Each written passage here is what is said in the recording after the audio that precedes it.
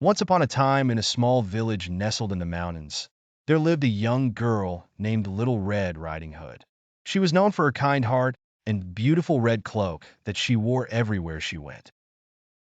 One day, Little Red Riding Hood's mother asked her to take a basket of goods to her sick grandmother who lived on the other side of the forest.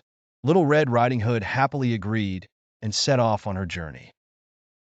As she walked through the forest, she met a crafty wolf who noticed the delicious smells coming from her basket of goodies.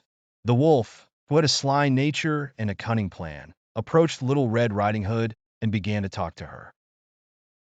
"Where are you going, my dear?" the wolf asked with a smile. "I'm going to visit my grandmother who is ill. I am bringing her some food to help her feel better," Little Red Riding Hood replied.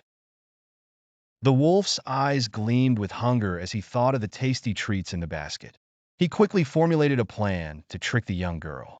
"Why don't you pick some flowers for your grandmother along the way?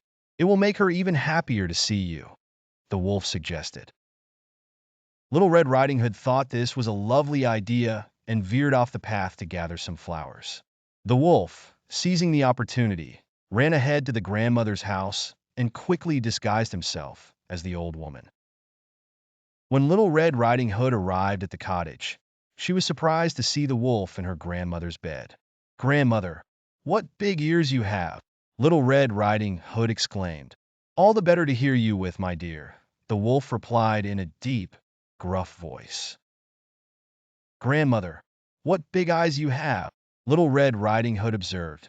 "All the better to see you with, my dear," the wolf growled. Finally, Little Red Riding Hood noticed the wolf's sharp teeth and realized the truth.